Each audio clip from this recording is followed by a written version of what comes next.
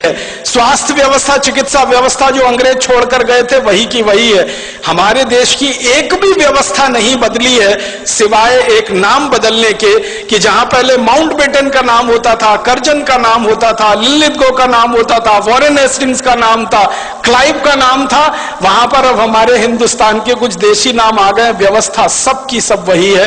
और तो और मैं आपको एक शर्म की बात बता रहा हूं, आजादी मिलने के 50 साल बाद तक हिंदुस्तान की संसद में बजट शाम को पेश होता था, शाम को 5 बजे।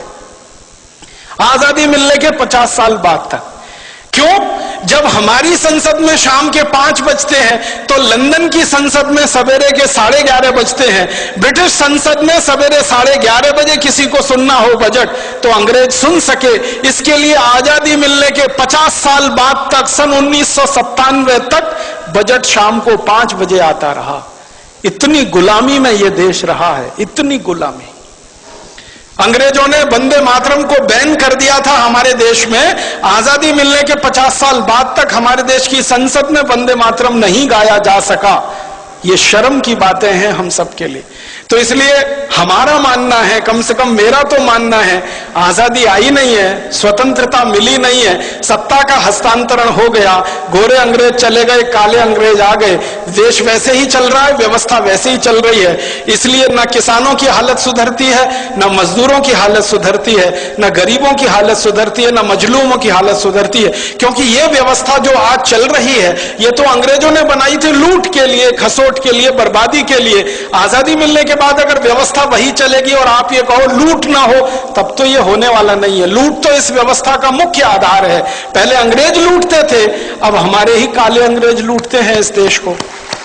पहले अंग्रेज लूटते थे इस देश को और लाखों करोड़ों रुपया लंदन लेके जाते थे। एक अंग्रेज का जानकारी देके मैं खत्म कर रहा हूं। रॉबर्ट क्लाइव नाम का एक अंग्रेज था, हिंदुस्तान आया, बंगाल का राजा बन गया, गवर्नर हो गया, लूटना शुरू किया उसने। कलकत्ता नाम के शहर को 7-8 साल लूटा। लूटने के बाद सारा माल लेके लंदन गया। ब्रिटिश पार्लियामेंट में उसकी शिकायत हो गई। कई लोगों ने उसकी शिकायत की कि इसने बहुत अत्याचार किए हैं भारत में और लूट मचाई है, तो उसके खिलाफ मुकदमा चला। वो अंग्रेजों का पहला और आखिरी अधिकारी था जिसके खिलाफ मुकदमा ब्रिटिश पार्लियामेंट में चला। तो एमपीस कुछ खड़े हो गए और उससे पूछने लगे, भाई तुमने क्या लूटा है, कितना लूटा है? तो कहता है कि मैंने जितना भी लूटा है उसका आकलन तो नहीं किया है, लेकिन भारत से लाने के लिए पानी के मुझे 900 जहाज लगे, 900 शिप्स भर के मैं सोना, चांदी, हीरा जवाहरात कलकत्ता से लूट कर लाया। तो फिर एक अंग्रेज पूछता इसका वैल्यू बताओ, तो कहता है रफली 1000 मिलियन स्टर्लिंग पाउंड्स। एक अंग्रेज इतना लूट के ले गया, लंदन में उसने जमा कर लिया। तो ये तो अंग्रेज था जो विदेश से आया और हिंदुस्तान को लूट कर ले गया। अब काले अंग्रेजों ने इस देश का 72,80,000 करोड़ रुपए पिछले 60 साल में लूटा है और स्विट्जरलैंड की बैंकों में जमा कर रखा है। आप बताइए इनमें और अंग्रेजों में क्या फर्क है? तो इसलिए इन काले अंग्रेजों के खिलाफ ऐसी ही लड़ाई लड़नी पड़ेगी जो गोरे अंग्रेजों के खिलाफ लड़नी पड़ी थी।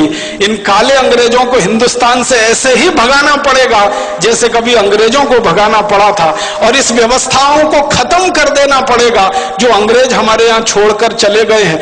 हमारी पूरी की पूरी कृषि व्यवस्था और कृषि नीति अंग्रेजों की है, वाणिज्य व्यवस्था, वाणिज्य नीति अंग्रेजों की है, टैक्सेशन का सारा सिस्टम अंग्रेजों का है, एजुकेशन पूरा अंग्रेजों का है, सिलेबस पूरा अंग्रेजों का है। और तो और सब्जेक्ट नहीं बदल पाए हम आजादी के 60 साल में। एंथ्रोपोलॉजी अंग्रेज पढ़ाया करते थे गुलाम लोगों के अध्ययन के लिए, वो आज भी पढ़ाया जा रहा है इस देश में। तो बहुत शर्म है हम सबको अपने आप पर और अफसोस है।